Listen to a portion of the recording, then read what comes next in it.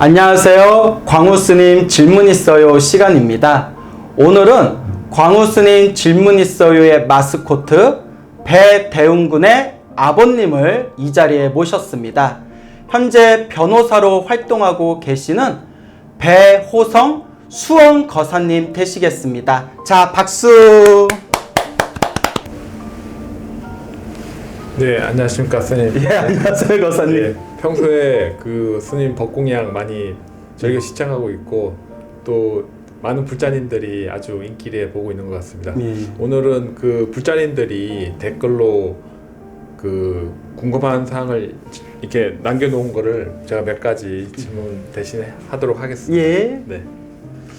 그 어르신들께서 평상시에 이렇게 안 좋은 일이 생기거나 하면 꼭 나무아미타불 관세음보살 이렇게 하시는 말씀을 많이 듣게 됩니다.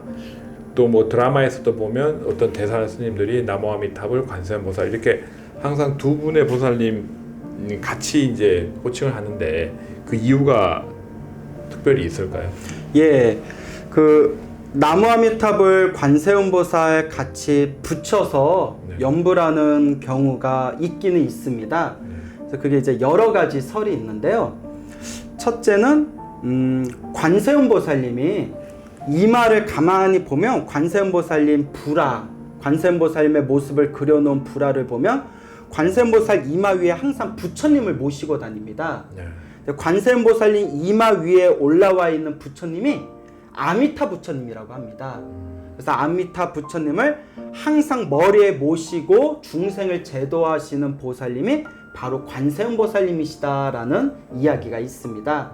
그래서 관세음보살님의 스승이신 아미타 부처님을 함께 겸하여 연불한다는 의미로 나무아미타불 관세음보살 이렇게 붙여서 연불한다라는 설도 있고요. 또 두 번째 설은 관세음보살은 살아생전에 중생들의 소원을 들어주시는 보살님이시다라는 그런 관념이 있습니다. 그리고 아미타 부처님은 사람이 죽으면 극락세계로 데려다 주시는, 극락세계로 이끌어 주시는 부처님이다라는 관념이 있죠. 그래서 흔히 살아서는 관세음보살을 부르고 나이가 들어서는 아미타 부처님을 부른다라는 속담이 있다고도 합니다. 그래서 살아서는 관세음보살님의 가피를 받고 죽어서는 아미타 부처님을 따라서 극락세계에 가겠다라는 마음으로 나무아미타불 관세음보살 이렇게 붙여서 연불한다라는 그런 설도 있습니다. 근데 나무아미타불을 부르든 관세음보살을 부르든 혹은 나무아미타불 관세음보살을 붙여서 부르든 혹은 지장보살을 부르든 그 누구를 부르든 가장 중요한 건 마음을 하나에 집중하는 게 중요합니다. 그래서 어떤 부처님, 어떤 보살님을 부르든지 이 마음을 하나로 집중하고 마음을 항상 고요하게 만드는 것, 이것이 바로 기도와 연불의 핵심이다라는 것을 꼭 명심했으면 좋겠습니다. 네. 예, 이상입니다. 알겠습니다. 감사합니다. 네. 그 요즘 불자님들이 이제 집에서 사경을 많이 하지 않습니까? 그래서 뭐 시간이 오래 지나다 보면 이제 다 쓴 사경집이 집에 많이 쌓이게 되는데 그렇게 다 쓴 사경집은 어떻게 처리하는 게 좋을지요? 예, 요새 불자님들 사이에서 부처님의 경전을 베끼는 사경 기도가 굉장히 유행이지 않습니까? 근데 꼭 불자님들이 명심해야 되는 게 사경집은 쓰레기통에 절대 함부로 버려서는 안 됩니다. 부처님의 말씀이 담겨져 있는 경전이기 때문에 절대 버려서는 안 되고 굳이 이 사경집을 처리하고자 하면 태우는 게 좋습니다.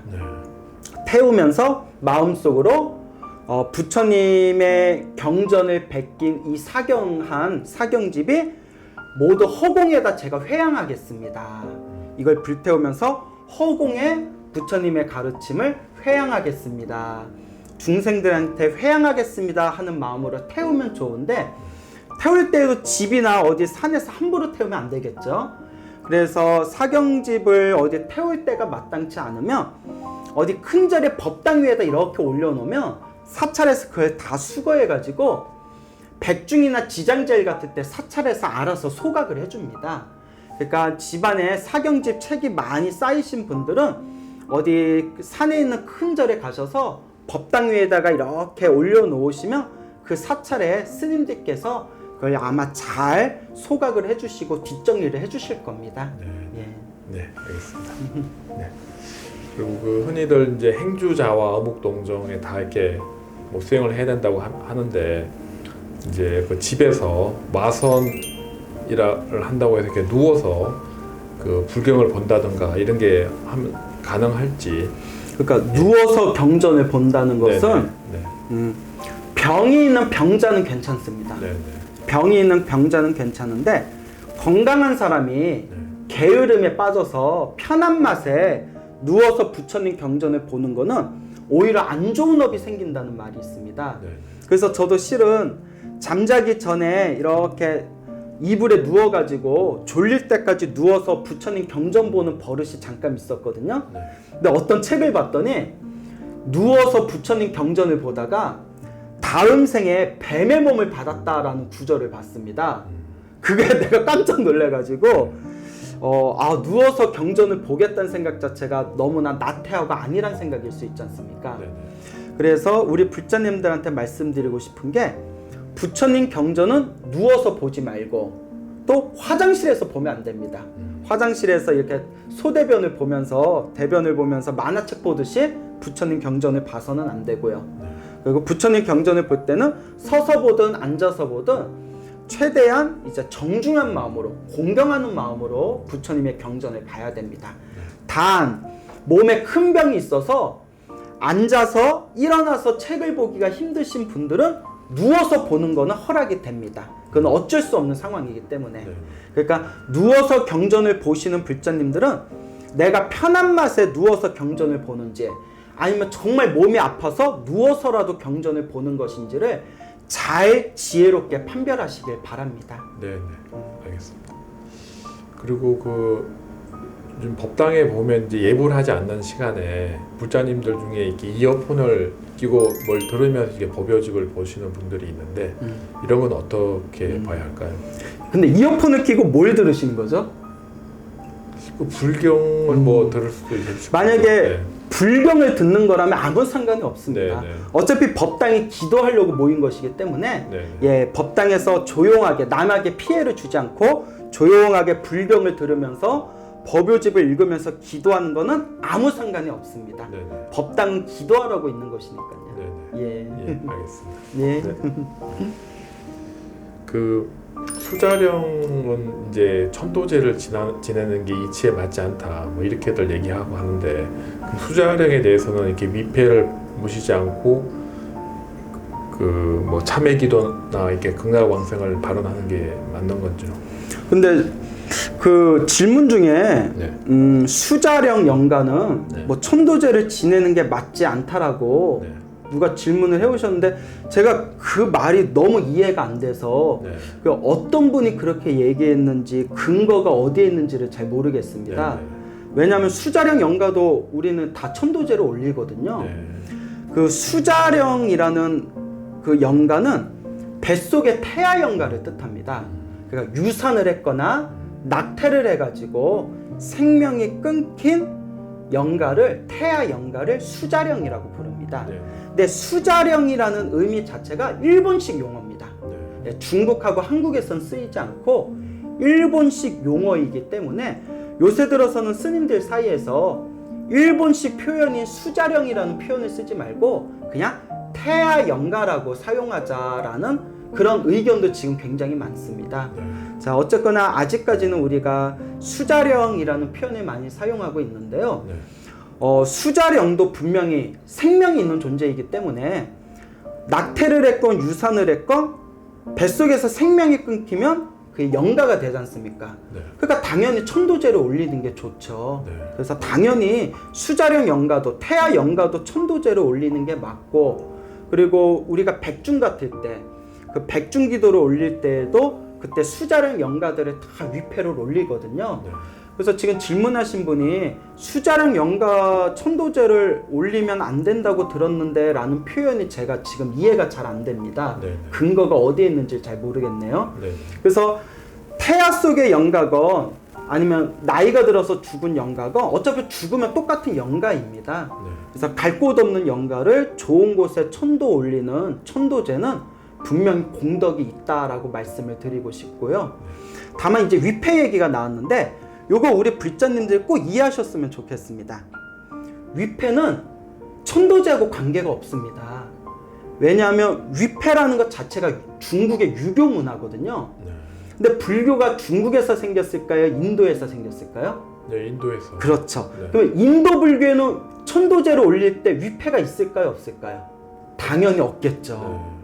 그 말은 위패가 없어도 천도제 올리는데 아무 문제가 없다는 겁니다. 네. 만약에 불자 여러분들께서 뭐 제사를 지내거나 천도제를 지내거나 할 때 위패에 너무 집착하신다면 그는 부처님의 가르침이 아니라 오랫동안 한국 문화에 오랫동안 깊게 뿌리 박힌 유교 문화에 집착하고 있는 겁니다. 네. 그래서 인도 불교에서도 큰 스님들이 영가천도를 할 때 인도에선 당연히 위패가 없지 않습니까? 네. 그러면 돌아가신 영가 이름을 부릅니다. 뭐 아무개여 아무개여 오늘 이 스님들의 연불과 독경으로 좋은 곳으로 천도되어지이다라고 발언을 하면 그걸로 이미 천도제가 다 진행이 되는 거지 위패라는 거는 그냥 중국 문화의 하나의 소산일 뿐입니다. 네. 그러니까 우리가 영가를 천도한다고 할 때 가장 중요한 거는 연불과 기도, 선업과 공덕 그 이 영가가 좋은 곳으로 천도되었으며 하는 그런 간절한 정성과 마음이 중요한 거지 위패가 있다고 해서 천도가 되고 위패가 없다고 해서 천도가 안 된다. 이거는 아주 잘못된 생각이다라는 것을 꼭 말씀드리고 싶습니다. 네. 좋은 말씀 감사합니다. 예. 그 다음 불자님은 두 가지 질문이 있는데요. 그 요즘 불자님들이 이제 집에서 그 이렇게 불경을 아침에는 금강경 독송하고 또 저녁에는 뭐 신묘장구 대단하니 관세음보살 보문품 이렇게 한꺼번에 이제 여러 가지 경전을 함께 기도를 해도 되는지 그게 첫 번째 질문이고 두 번째 집에서 이제 그 기도를 할 때 향이나 초 이런 청정수는 또 어떻게 해야 되는지 그걸 궁금해하십니다. 첫 번째 질문에 대해서 말씀을 드리자면 제가 항상 불자님들한테 말씀드리지만 어떤 기도를 하든지 결국 하나로 통합니다. 그래서 그냥 금강경을 하든 법화경을 하든 혹은 신묘장구 대다라니를 하든 관세음보살 부르든 간절한 마음으로 하나에 집중하고 몰입하면 결국 모든 기도는 하나로 통하게 됩니다. 근데 솔직히 말하면 꼭 욕심 많으신 분들이 요것도 하고 싶고 저것도 하고 싶고 요것도 하고 싶어 하고 좀 그런 마음이 있는 게 사실입니다. 그래서 제가 우리 불자님에게 드리고 싶은 얘기는 그냥 하시고 싶은 기도 있으면 그냥 하셔라.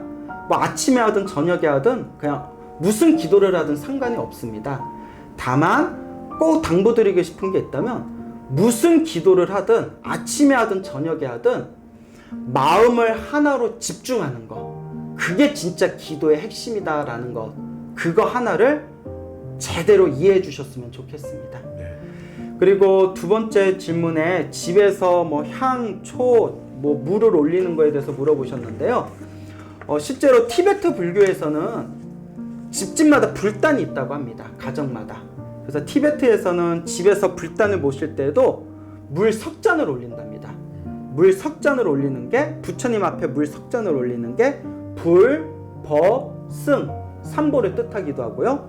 법신, 보신, 화신, 삼신을 뜻한다고 합니다. 우리나라 같은 경우에는 물 하나만 올리셔도 됩니다. 물 하나로 올리는 거는 일신, 한 마음을 뜻하는 겁니다. 한 마음. 그래서 집에서 불단을 차려놓고 향을 피우거나 물을 올려놓는 것은 아주 바람직하고 좋은 현상입니다. 근데 향 같은 경우에도 함부로 피우면 안 좋은 게요. 향 중에서 질이 나쁜 향은 계속 향 냄새를 맡으면 오히려 폐가 안 좋아질 수 있답니다. 기관지에도 치명적으로 좋지 못한 현상을 일으킬 수가 있기 때문에 향도 너무 향을 자주 피워서 기관지나 폐에 무리가 되지 않게 항상 환기시키는 거 잊지 마시고요. 그리고 어른스님들이 그러시는데요. 집에 불상을 모셔놓으면 초는 함부로 키지 말랍니다. 초 키고 향 피우고 물까지 올려놓으면 좀 무당집 같은 냄새가 나거든요. 그러니까 굳이 초까지는 피울 필요가 없고 그냥 이렇게 깨끗한 물 이런 감로수 하나 부처님 앞에 올려놓고 기도하는 것은 굉장히 좋은 습관이고 선업이다라고 말씀을 하십니다. 네. 예, 그 정도로 이해하시면 되겠네요. 네, 알겠습니다. 네. 감사합니다. 예. 그 다음은 이제 그 두 아이를 키우고 있는 불자님 질문인데요. 그 아이들이 이제 낮잠 자거나 할 때 부처님 인연맺게 해주려고 이렇게 불경을 틀어놓는답니다. 그런 게 어떤 이제 공덕이 될지 또 그러면 이제 어른들도 잠을 자거나 할 때 불경을 틀어놓고 자면 좋을지 이걸 궁금해하십니다. 예, 분명 공덕이 있습니다. 네. 부처님 경전을 공부하다 보면 연불 한 구절이라도 부처님 경전 한 말씀이라도 귓가를 스치기만 해도 공덕이 쌓인다고 합니다. 그러니까 자고 있을 때 연불이나 불경을 틀어주는 것도 좋고, 근데 또 제가 드리고 싶은 이야기는 자고 있을 때 연불을 틀어주는 것도 공덕이 있다면 애들이 깨어있을 때 연불을 틀어주면 얼마나 더 큰 공덕이 있겠습니까? 네. 그러니까 아이들도 어렸을 때부터 자꾸 연불과 불경 소리에 익숙해져야 나중에 커서도 불심을 갖게 되거든요. 그래서 우리 자녀분들을 키우시는 불제자분들에게 드리고 싶은 이야기가 아이들한테 절대 종교를 강요하지는 마십시오. 어차피 자기 복대로 다 살아가거든요. 그러니까 아이들에게 불교를 강요할 필요는 없지만 어렸을 때부터 자꾸 불경 소리도 들려주고 연불 소리도 들려주다 보면 분명히 아이들에게 선업과 공덕이 알게 모르게 쌓이게 된다는 것은 제가 자신 있게 말씀드리고 싶습니다. 네. 네. 아유, 오늘 좋은 말씀 감사합니다. 예, 오늘 이렇게 나와주셔서 너무 감사합니다. 네, 또 예. 다음에도 다른 질문으로 또 찾아뵙겠습니다. 예. 네, 감사합니다. 불자 여러분 시청해 주셔서 감사합니다. 성불하세요.